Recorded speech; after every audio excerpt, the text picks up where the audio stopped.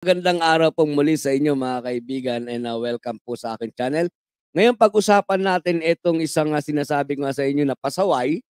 Pasaway at talaga namang walang humpay din sa pagsasalita no, ng against sa administration at talaga namang laran din kung magsalita at magsabi na ano na dapat na raw bumaba si PBBM, dapat na raw na ah, mabago yung administrasyon, no, mga kaibigan, at kinakailangan na raw na maupo bilang pangulo etong si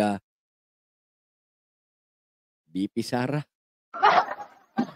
no, mga kaibigan. So eto na nga mga kaibigan, etong si Harry Roque, 'di ba? Mula po nung malantad yung kanyang pangalan at sumabit doon sa ah, na-raid na pogo diyaan sa Porac mga kaibigan, nai-content ko na rin po ito nung una 'no, na pinaka-blind item na ang sabi nga ng PAGCOR, time will come ay papangalanan nila 'no, papangalanan nila kung sino po ba talaga yoong isa sa pinaka kumbaga may mataas na posisyon sa kabinete ng dating administrasyon 'no, si Tatay Digong nila.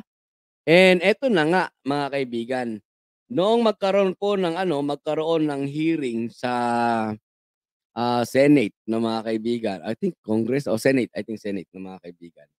Okay? Sa Senate ay eto na nga no mga kaibigan, ay naituro na po no. Moving now. Mabilisan lang 'to mga kaibigan Chairperson Tenko, please. Sir, I wish to go straight to the point. In your media... Okay. Nixon Mendoza, shout out. Yan. Okay, magandang araw sa iyo. Okay, tuloy natin 'to mga kaibigan Eto mabilisan lang, hindi natin tatapusin ang video hanggang doon sa mabanggit yung pangalan ni Harry Roque tapos ipapaliwanag na natin dahil ako'y sadyang nakikipag-abulan sa aking wifi. Interview, sinabi niyo po na may opisyal ng gobyerno, specifically a former cabinet official who lobbied on behalf of illegal POGOs. So, Chair, on September 12, 2023, Lucky South 99... Yun, pa-shout out po, sabi ni Glenn Depas. Yun, Glenn Depas o Depas, shout out sa iyo.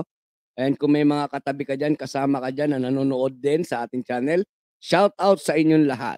Okay, tuloy. Outsourcing Incorporated submitted to PAGCOR an application for internet gaming license. And I'll flash the application now.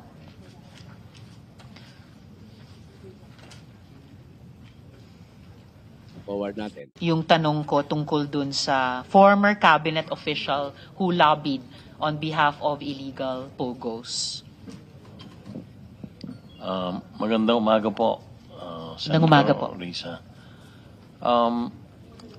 Gusto ko lang pong sa pagkakataong ito ikwento yung nangyari sometime in July 2023 kung saan mga ikatlong linggo po yun ng Hulyo 2023, tumanggap po yung aking tanggapan ng tawag mula kay dating Secretary Harry Roque. Ayun, no, mga kaibigan, nabanggit na dating Secretary Harry Roque, nabanggit na yung pangalan ni Harry Roque, no, mga kaibigan. Sige, konti pa. Ito yung nangyari sometime in July 2020. Si Attorney Jessa Fernandez na nandito rin naman. Siya po ang head ng OGLD. Dumating po si dating Secretary Harry Roque, kasama po ang isang babae at ipinakilala po niya sa amin ni Attorney Jessa. Ang babaeng yun ay si Cassandra Leong. At sa kanya pong... Okay na yan, no, mga kaibigan, okay na yan, huwag na natin tapusin. Dahil alam ko naman na marami sa inyo nakapanood na rin nitong hearing sa Senate nito, mga kaibigan, And to cut the story short, no, mga kaibigan, ay napangalanan na nga, 'di ba? Sabi ng PAGCOR noon, papangalanan nila kung sino, no, kung sino yung isa sa may pinakamataas na cabinet member ng dating administrasyon at ngayon nga ay pinangalanan na ito po ay si Harry Roque. No, si Harry Roque, mga kaibigan, na meron pong kinalaman. Ang sabi ay ano lang, kumbaga may kliyente lang daw niya. Kliyente lang daw niya yung isang may kaugnayan sa Pogo, no, mga kaibigan, pero alam naman nating lahat, no, mga kaibigan, na kung sa mga nakapanood po nitong video na ito, no, nitong hearing na to, ay lumalabas po na siya yung pinaka-legal head, no? Legal head ng Pogo Porac, no? Yung na-raid na Pogo, no, mga kaibigan. Siya yung lumalabas doon na, no, na pinaka-legal head, no, mga kaibigan. And gaya din ng ano, para ako nagbibinata. Pumipiyok pa, no? Gaya ng normal na kaalaman ng mga kaibigan, wala naman pong kumbaga ay, 'di ba? Wala namang aamin, no? Wala namang aamin sa kanilang mga kamalian, lalong-lalo na kapagka sila ay naiipit na, 'di ba? Ngayon eto, panoorin natin at pakinggan, mga kaibigan. Eto namang palusot, 'di ba? Palusot naman nito ni Harry Roque. 'Di ba, mga kaibigan? So pakinggan natin, ha?